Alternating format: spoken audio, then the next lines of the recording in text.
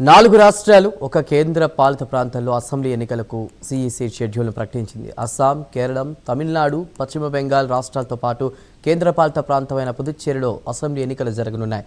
మొత్తం మీద ఈ 5 ప్రాంతాల్లో కలిపి 824 అసెంబ్లీ స్థానాలకు ఎన్నికలు నిర్వహించనున్నట్లు ఎన్నికల సంఘం తెలిపింది. ఇక ఎన్నికల ప్రకటన వెలువడిన వెంటనే మోడల్ కోడ్ ఆఫ్ కండక్ట్ అమల్లోకి వచ్చినట్లు ఎన్నికల అధికారులు స్పష్టం చేశారు. ప్రధాన ఎన్నికల కమిషనర్ జ్ఞానేష్ కుమార్తో పాటు ఎన్నికల కమిషనర్లు సుఖ్బీర్ సింగ్, వివేక్ జోషిలు ఎన్నికల నిర్వహణకు సంబంధించిన పూర్తి వివరాలను వెల్లడించారు. ఈ ఎన్నికల్లో కొన్ని రాష్ట్రాల్లో ఒకే విడతలో పోలింగ్ నిర్వహించనుండగా భారీ నియోజకవర్గాలు ఉన్నటువంటి పశ్చిమ బెంగాల్లో మాత్రం 2 విడతల్లో పోలింగ్ జరగనుంది.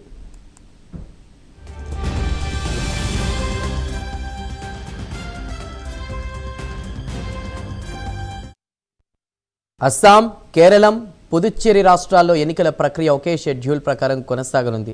ఈ 3 ప్రాంతాల్లో గెజెట్ నోటిఫికేషన్ మార్చి 16న విడుదల కానుంది. నామినేషన్ల దాఖలుకు మార్చి 23 వరకు సిఈసి అవకాశం కల్పించింది. మార్చి 24న నామినేషన్ల పరిశీలన జరుగుతుంది. మార్చి 26 వరకు అభ్యర్థులు తమ నామినేషన్లను ఉపసంహరించుకునే అవకాశం ఉంటుంది. ఈ 3 ప్రాంతాల్లో కూడా ఏప్రిల్ 9న పోలింగ్ నిర్వహించనున్నారు. ఓట్ల లెక్కింపు మాత్రం మే 4న జరగనుంది. అంటే పోలింగ్ పూర్తయిన తర్వాత దాదాపు నెల రోజుల పాటు ప్రజలు ఫలితాల కోసం వేచి చూడాల్సి ఉంటుంది. ఎన్నికల ప్రక్రియ మొత్తం మే 6న పూర్తవుతుంది. అసోం అసెంబ్లీలో మొత్తం 126 నియోజకవర్గాలున్నాయి. కేరళలో 140 అసెంబ్లీ స్థానాలకు ఎన్నికలు జరగనున్నాయి.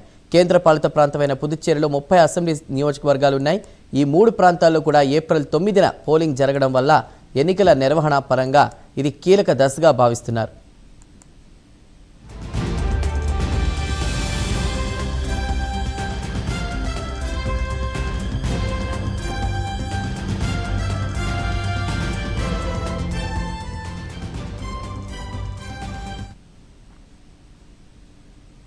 తమిళనాడు అసెంబ్లీ ఎన్నికలు కూడా ప్రత్యేక ప్రాధాన్యతను సంతరించుకున్నాయి. తమిళనాడులో మొత్తం 234 అసెంబ్లీ స్థానాలకు ఎన్నికలు జరగనున్నాయి.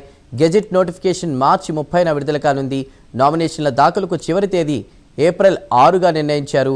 ఏప్రిల్ 7న నామినేషన్ల పరిశీలన జరగనుంది. ఏప్రిల్ 9 వరకు నామినేషన్ల ఉపసంహరణకు అవకాశం ఉంటుంది.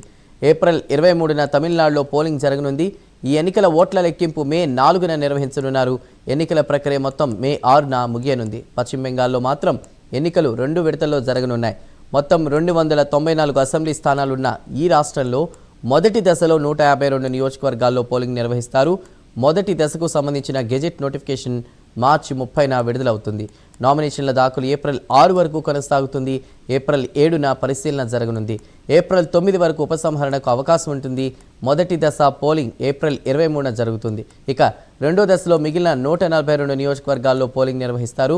రెండో దశకు సంబంధించిన నోటిఫికేషన్ ఏప్రిల్ 2న విడుదలవుతుంది. నామినేషన్ల దాఖలు చివరి తేదీ ఏప్రిల్ 9గా నిర్ణయిస్తారు. ఏప్రిల్ 10న పరిశీలన జరుగుతుంది. ఏప్రిల్ 13 వరకు ఉపసంహరణకు అవకాశం ఉంటుంది. రెండో దశ పోలింగ్ ఏప్రిల్ 29న నిర్వహించనున్నారు. 2 దశల పోలింగ్ పూర్తయిన తర్వాత మే 4న ఓట్ల లెక్కింపు జరుగుతుంది. ఇక ఈ రాష్ట్రంలో కూడా ఎన్నికల ప్రక్రియ మే 6తో ముగుస్తుంది.